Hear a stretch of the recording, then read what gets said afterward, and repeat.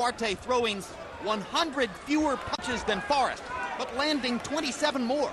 Forrest landing under 20%, Quartey landing nearly half his punches. Harold, how do you have it through 4? Okay, Jim, 2 rounds to 1, 29, 28. 3, I mean. Ike Quartey. Jim, I gotta tell you, I never thought Ike Quartey would become a power puncher like he is tonight. It's more his power shots than his jabs that are winning in this fight. I think he's landing the harder, cleaner shots. He's pressing forwards, the effective aggressor. 2-1, Quartey.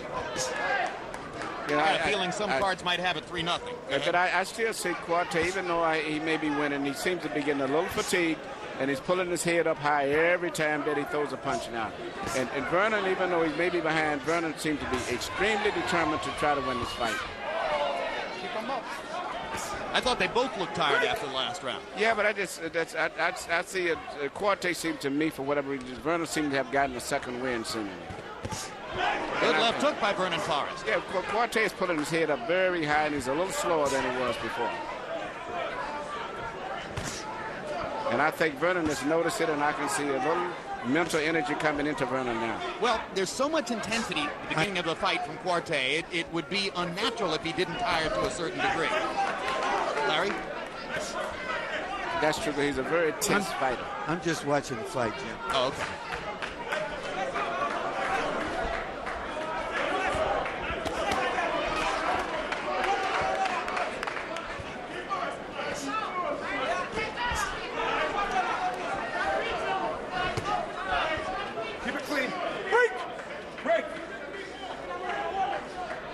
Because he commits so much to each punch, Quartey's vulnerable after he throws.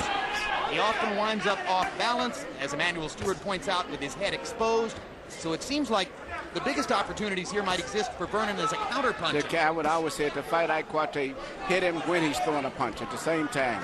Just because he pulls his head up with every punch. That's how Oscar De La Hoya twice decked him with the left hook. That's correct. And also, when he punches like that, it seems to punch with such intensity that it tires him out, as compared to Omo, who's so relaxed when he punches, even though he doesn't have much power. In case you tuned in late, Kasim Uma got a lopsided, unanimous decision over Saku Powell in our first fight of the evening. In a typical Uma performance, he threw more than 1,000 punches in 10 rounds.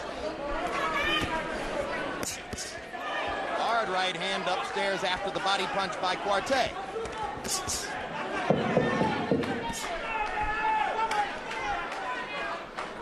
Forrest threw 103 jabs in the first couple of rounds.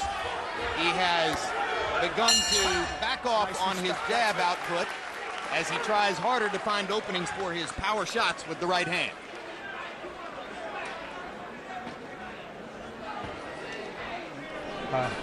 Just take this step. Just keep stepping. Keep stepping. Come off the step.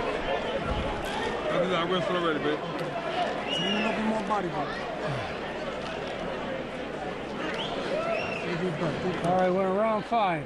Okay. His movement's good, baby. Give me some feints now. Okay. Yeah, you're lying too much on your left hand and try to use the left hooks in successions. 1, 2, 3. Let's go. Don't stay on the ropes. You're trying, but don't be careless. If you're careless, he's going to get you. Your head is you're stretching. Don't stretch.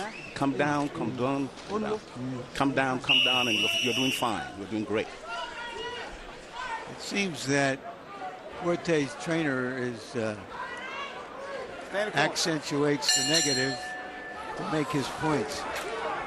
That trainer's name is Daniel O'Dampton. He's the only trainer Quartey's ever had, been with him through his entire career. Forrest averaged 52 jabs in rounds 1 and 2, 37 jabs in rounds 3 and 4. As I mentioned, tightening up the jab output, looking for opportunities to land the right hand, measuring his output just a little more, maybe feeling as though he gave Quartey too many opportunities in the first 2 rounds. Vernon did much better the last round than he has did at any point. In this round, he's doing better again. I think if he would try to catch Quartey as he's coming in by pulling back and throwing a left hook at the same time that Quartey was throwing his hook, I think he could catch and hurt Quartey. And the savage intensity is no longer there in Quartey's attack. Well, I think they both found out that the other guy is going to stay there, and so they both slowed down a little bit and fought at a more natural pace, especially for guys who are senior citizens in this game. Once again, Ike Quartey, 36 years old, but a 5-year layoff between ages 29 and 34. And it's interesting that Vernon Forrest is 35. Go ahead. Quartey's main attack is with his left hook and his jab. His right hand, he just chops with it, y'all. It's like he's throwing a ball. He has no proper delivery on his right hand at all.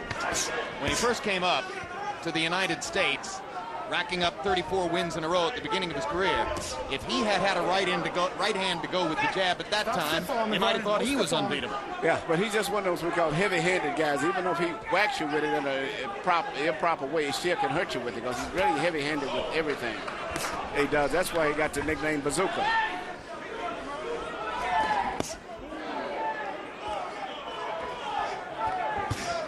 There was one fight in St. Martin against Vince Phillips where Quartey landed nearly 2/3 of his punches and 80% of his jabs, just absolutely beating. But he landed a lot of power punches because everything he does is for power. He doesn't throw anything soft.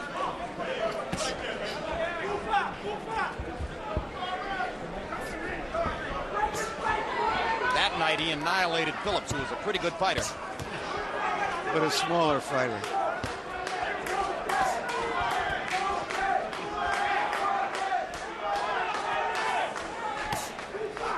Keep it clean. Pace of the fight has slowed in the last 2 rounds. That seems to be favoring Forrest at this moment. The one big uppercut, however, has not been followed by another big land.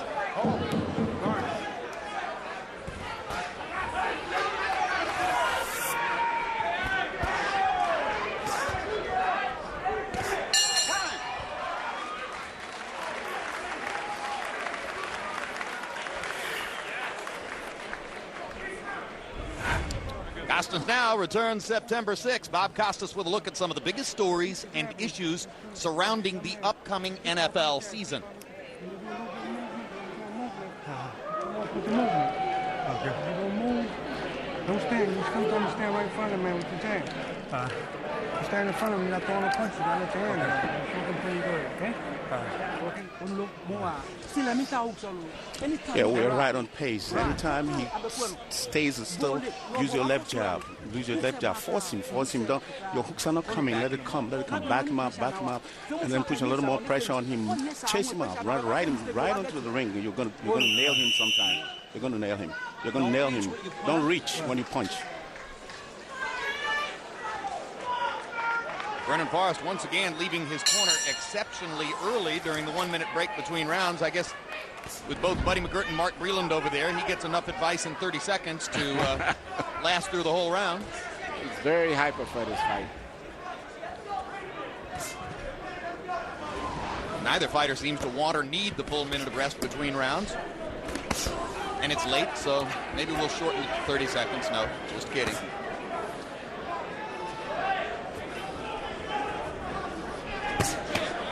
Good left hand inside by Quartey. Tight, short left hook. You know, if Vernon would start jabbing, keeping his guy at a distance where he can make him start his punches from a long distance, it would give Vernon a better opportunity to counterpunch Quartey when he comes in. But he can't. No, he can't use his left hand to keep him out there. No, if he could keep him at a distance and make him Quartey have to lunge when he punches, he would be much more effective, but he can't do that. Stop forward now.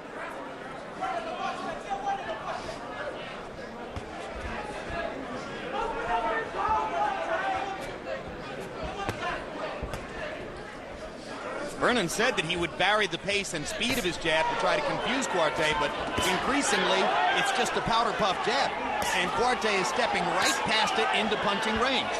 Yeah, you know, tonight's been a good night for the pressure fighters tonight. Right now, Quartey is fighting the fight that he wants to fight, more so than Vernon fighting the fight that he wants to fight. And the way Vernon is throwing his jab and using his left in this round augurs very well for Quartey if he can sustain his energy down the stretch. Because Quartey basically is more vulnerable when he's punching himself, not so much when you're punching at him, because he keeps his hands held very high. Only when he's throwing punches that he leaves himself wide open and pulls his head up.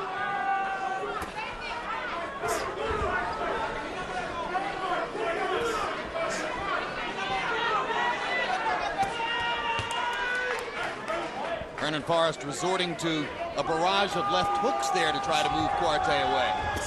Both guys have great chin. That's the one thing they've proven in the past, and that's what makes it an interesting fight, and a fight that likely could go to limit.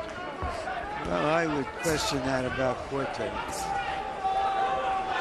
I think there's a fragile part of his psyche. That's why after losing to De La Hoya, he couldn't get back up on the horse for well over a year.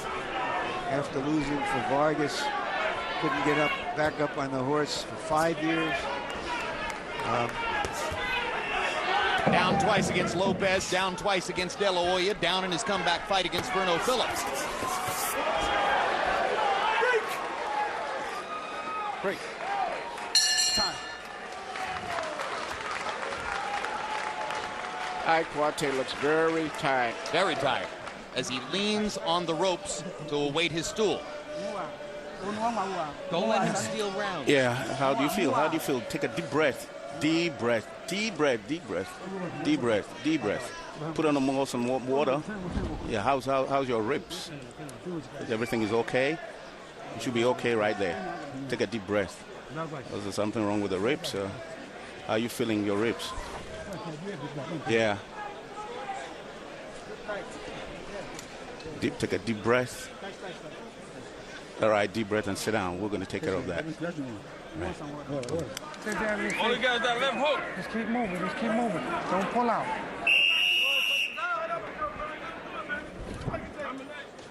Take it down that corner. Let's go. Did you see any sign in Quartey that he has been hurt in the body? No, I didn't. It may have been a pre-existing